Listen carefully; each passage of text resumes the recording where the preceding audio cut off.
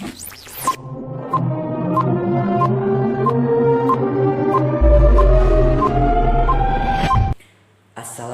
warahmatullahi wabarakatuh.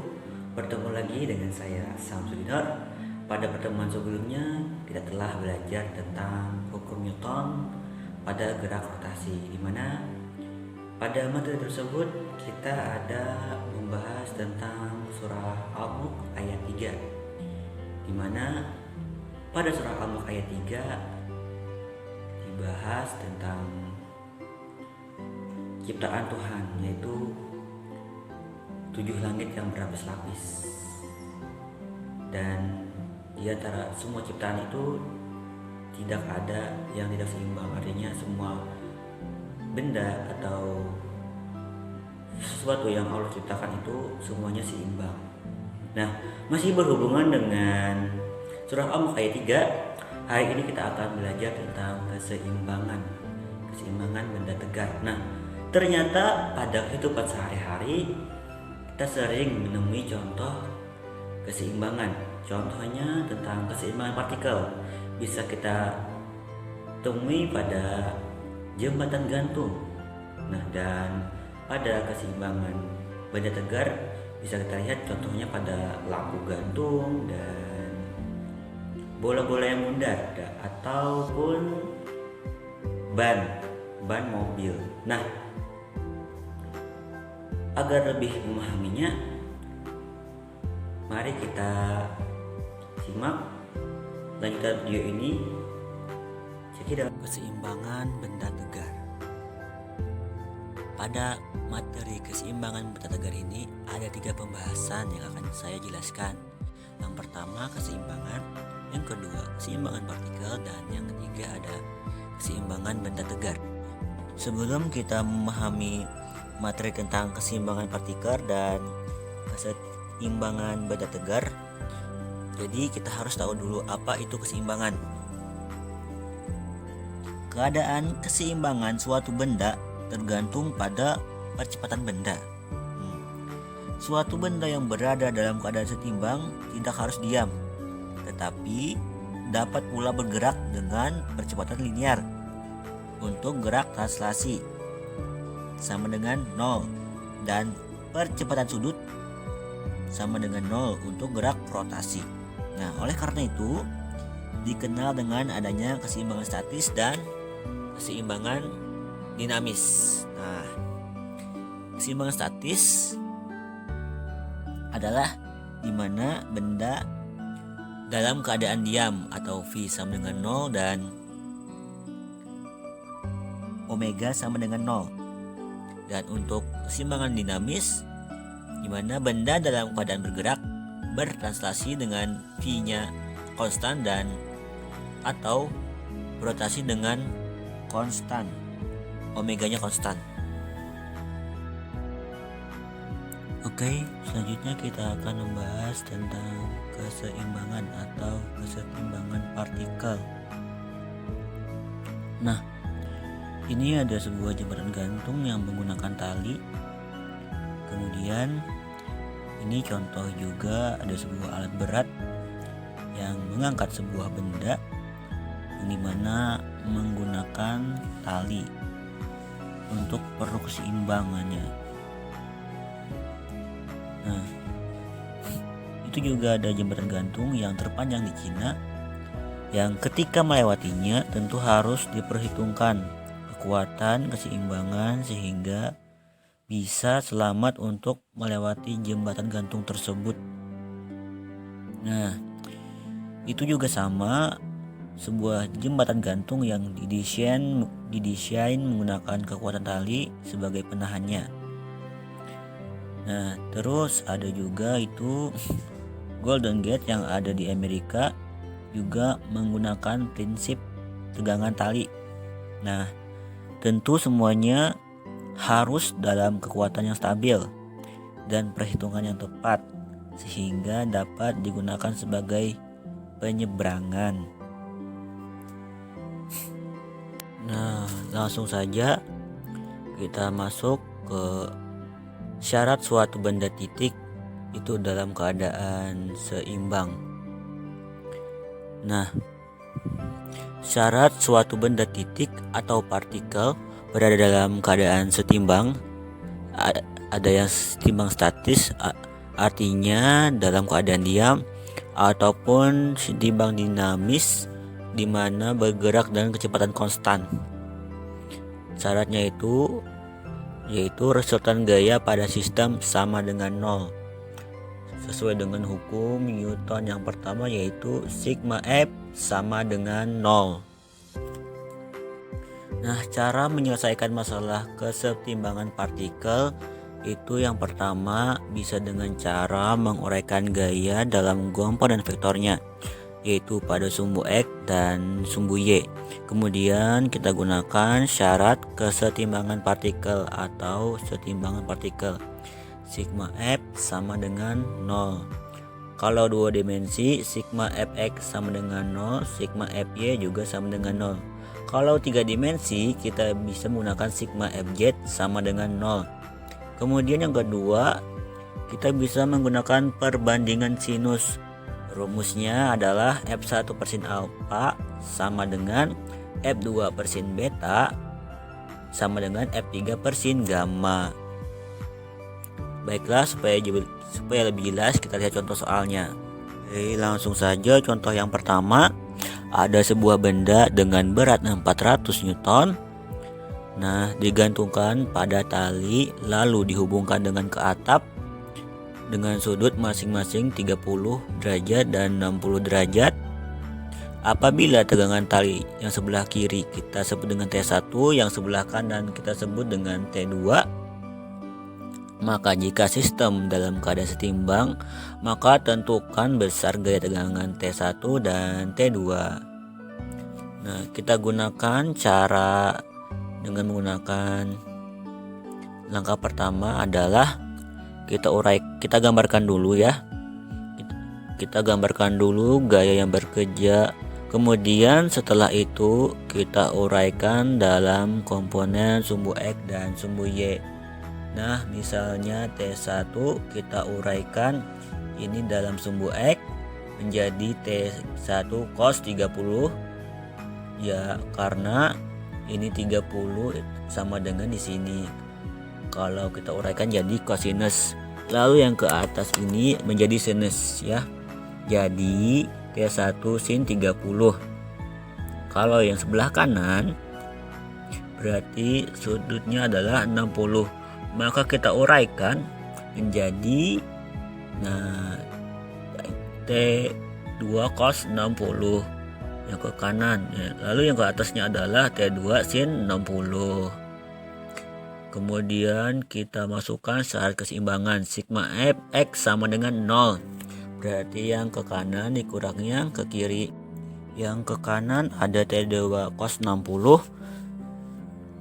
Nah, yang ke kiri ada yang ke kanan ada T2 cos 60 derajat. Yang ke kiri adalah T1 cos 30 derajat. Maka kita tuliskanlah T2 cos 60 derajat dikurangi T1 cos 30 derajat sama dengan 0.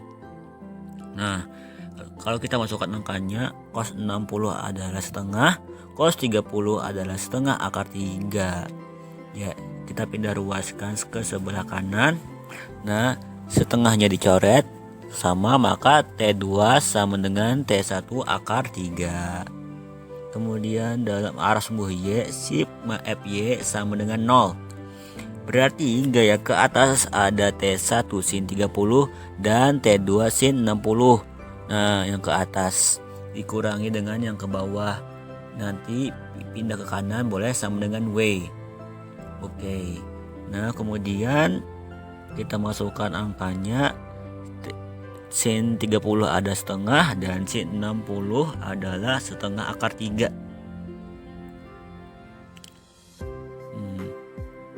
Sama dengan 400 Newton W-nya. Lalu T2-nya diganti menjadi T1 akar 3. Nah, kali setengah akar 3. Setengah T1 setengah akar 3 akar 3 menjadi 3/2. 3/2 tambah 1/2 menjadi 2.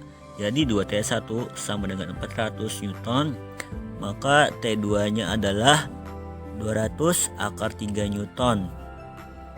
Jadi kita langsung masukkan saja. Nah, contoh yang kedua seperti ini. Maka ditanya berapa tegangan tali AB dan tegangan tali BC. Kita gunakan rumus perbandingan sinus kosinus.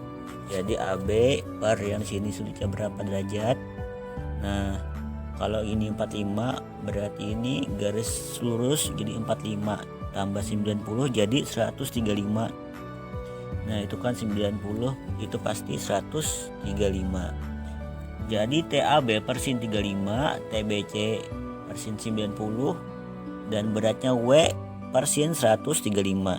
Jadi rumusnya TAB per sin 135 sama dengan TBC per sin 90, W nya sama dengan 300 per sin 135.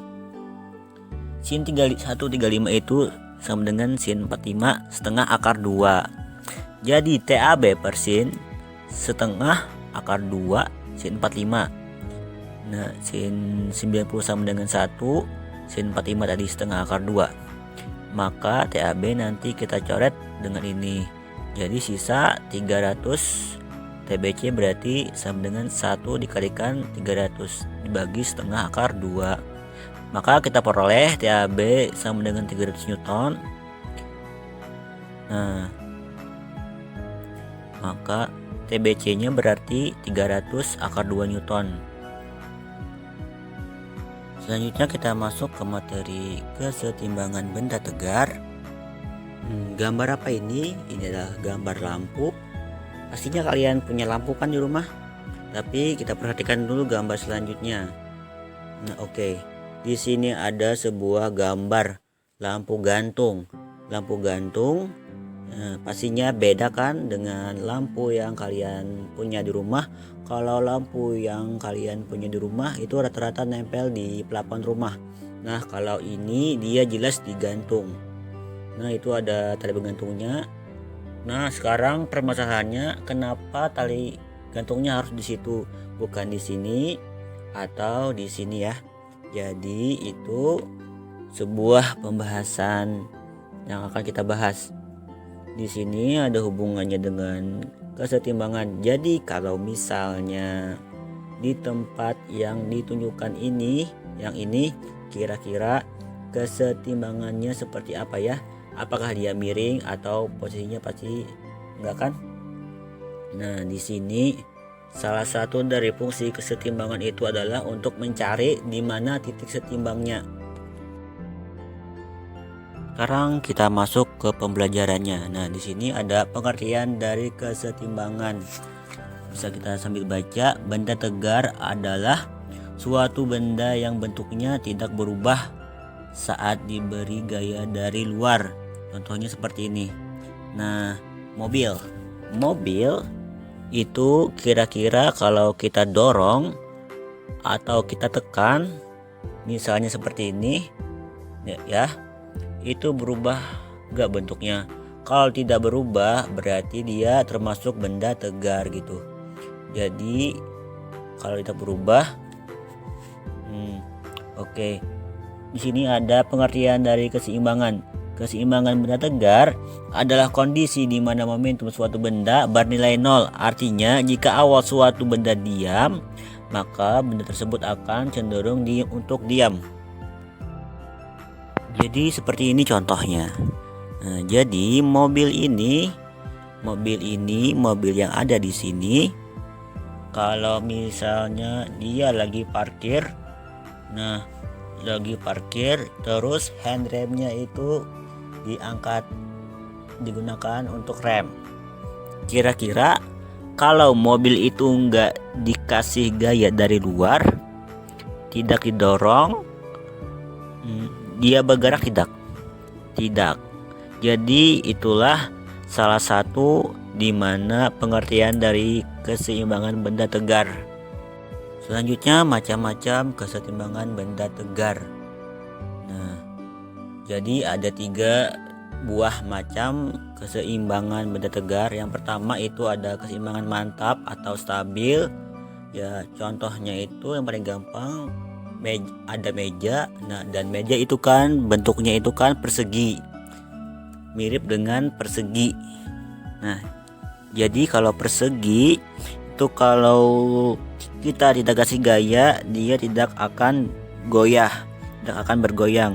Nah, itu contoh keseimbangan mantap atau tetap. Contoh lainnya yaitu untuk benda yang tidak mudah goyah. Yang kedua ada keseimbangan goyah dan labil. Nah, keseimbangan labil ini contohnya kalian lihat itu ada persegi, ditaruhnya itu ujung lancipnya ada di bawah. Kira-kira kalau kita lepaskan, nah yang akan terjadi itu pasti dia akan jatuh menuju ke keseimbangan stabil. Jadi keseimbangan labil itu dimana dia awalnya bisa seimbang tapi ternyata dia masih bergerak. Nah, oke, kalau keseimbangan netral, yang contoh paling gampangnya adalah ban mobil. Jadi selain ban mobil itu ada kelereng, bola. Nah, itu termasuk contoh keseimbangan netral. Nah, kalau bulat, benda yang bulat itu cenderung dia bisa bergeser ke kiri dan ke kanan. Oke. Setelah menyimak video di menit sebelumnya, dapat kita simpulkan konsep keseimbangan atau kesetimbangan benda tegar. Pertama, benda tegar. Pada benda tegar, keadaan keseimbangannya diperhitungkan dari keadaan gerak translasi dan dari keadaan gerak rotasi. Nah, benda tegar berada dalam keseimbangan apabila resultan gaya dan resultan momen gaya yang bekerja pada benda tegar sama dengan 0. Resultan gaya dan resultan momen gaya yang bekerja pada benda tegar sama dengan 0. Nah, atau dapat kita rumuskan sigma F sama dengan 0 dan sigma tau sama dengan 0. Nah, sama halnya dengan partikel, benda tegar pun dalam keadaan seimbang dapat berada dalam keseimbangan statis atau keseimbangan dinamis yang dipenuhi oleh sigma F sama dengan 0 dan sigma tau sama dengan 0. Dan benda harus dalam keadaan diam. Nah, keseimbangan statis benda tegar didefinisikan sebagai benda dalam keadaan seimbang, baik secara translasi atau rotasi, yang dipenuhi oleh sigma F sama dengan 0 dan sigma tau sama dengan 0. Gayanya sama dengan 0 atau momen gayanya sama dengan 0. Dan benda tegar harus berada dalam keadaan diam, yang dipenuhi oleh kecepatan linear V sama dengan 0 dan kecepatan sudut atau tau sama dengan 0. Nah, apabila benda tegar berada pada suatu bidang datar, misalnya X atau Y, atau dalam keadaan 2 dimensi, maka syarat keseimbangan statis adalah jadi sigma Fx sama dengan 0 dan sigma Fy sama dengan 0 dan sigma tau-nya sama dengan 0. Oke, agar kalian lebih memahami tentang materi keseimbangan benda tegar, berikut ini ada contoh soal dari channel YouTube soal Pismat tentang kesetimbangan stabil. Oke, dengarkan baik-baik. Soalnya sebagai berikut. Apabila sistem pada gambar dalam keadaan seimbang, maka besar T1 dan T2 adalah. Nah, gambarnya seperti ini. Pilihan jawabannya yang pertama, A 2 akar 3 Newton dan 12 Newton, B 2 Newton dan 12 akar 3 Newton, C 12 akar 3 Newton dan 24 Newton, D 24 Newton dan 12 akar 3 Newton, E 28 Newton dan 12 akar 3 Newton. Nah, cara menjawab soal ini, yang pertama kita gambarkan dulu arah gaya-gaya yang bekerja pada sistem ini. Nah, kita lihat di sini ada balok. Artinya pada balok bekerja gaya berat, di mana arah gaya berat itu ke bawah. Jadi seperti ini. Nah, ini katakan simbolnya W. Nah, gaya yang kedua adalah T1. Nah, ini arahnya sudah digambar ke kiri dan arah ini sudah mendatar. Artinya T1 tidak perlu diuraikan lagi. Nah, kemudian yang ketiga T2 arahnya seperti ini. Nah, di sini arahnya belum mendatar atau vertikal. Artinya yang T2 ini perlu diuraikan dulu. Nah, kita uraikan yang T2 ke arah vertikal itu seperti ini. Ini katakan T2Y. Lalu kita uraikan ke arah mendatar seperti ini hasilnya. Dan ini katakan T2X. Nah, kalau sudah seperti ini baru kita terapkan syarat kesetimbangan statis benda tegar. Syarat yang pertama. Nah, yang pertama kita tinjau dulu arah gaya yang arahnya vertikal. Jadi nanti seperti ini. Sigma Fy sama dengan 0. Jadi jumlah gaya yang arahnya vertikal sama dengan 0. Nah, sekarang gaya yang arahnya vertikal ada dua. Yang pertama T2Y dan yang kedua W. Jadi nanti yang sigma Fy ini diuraikan lagi menjadi seperti ini. T2Y ditambah min W sama dengan 0. Nah, T2Y itu positif karena T2Y arahnya ke atas. Sedangkan yang W itu negatif karena arah W dia ke bawah. Nah, dari hubungan ini maka kita peroleh T2Y sama dengan W. Jadi yang min W pindah ruas ke 0 ke kanan, min pindah ruas jadi positif. Nah, selanjutnya kita uraikan yang T2Y ini. Nah, cara menguraikannya kita perhatikan segitiga siku-siku yang ini. Nah, di sini sudut ini dan sudut ini adalah sudut yang sehadap. Artinya besarnya sama. Jadi kalau yang ini 30 derajat, berarti yang ini juga 30 derajat. Nah, sekarang kita lihat yang T2Y letaknya di depan sudut ini. Artinya untuk menghubungkan T2Y dengan T2, kita menggunakan sin. Jadi nanti sin 30 derajat sama dengan T2Y per T2 atau depan bagi miring. Nah, jadi dari sini maka kita peroleh T2Y. Nah, cara memperoleh T2Y tinggal pindah ruaskan yang T2 ke sini jadi kali ya. Jadi T2 dikali sin 30 derajat. Jadi nanti rumus ini menjadi seperti ini. T2 dikali sin 30 derajat sama dengan W. Nah, dari sini maka kita peroleh T2 sama dengan W per sin 30 derajat. Jadi yang ini pindah ruas jadi bagi. Nah, lalu tinggal masukkan angka-angkanya. W itu 12 Newton, jadi yang ini 12 Newton per setengah sin 30 derajat. Nah, sekarang 12 Newton dibagi setengah itu sama dengan 24 Newton. Jadi besar T2 24 Newton. Nah, selanjutnya adalah kita menentukan T1. Nah, cara mencari T1 kita gunakan syarat sigma Fx sama dengan 0. Jadi jumlah gaya yang arahnya mendatar sama dengan 0. Nah, di sini gaya yang arahnya mendatar yang pertama T2X, yang kedua T1. Nah, jadi yang ini kalau diuraikan menjadi seperti ini. T2X dikurang T1 sama dengan 0. Nah, T2X positif itu karena arah T2X ke kanan, T1 negatif karena arahnya ke kiri. Nah, dari sini kita peroleh, jadi nanti yang ini pindah ruas ke sini jadi positif.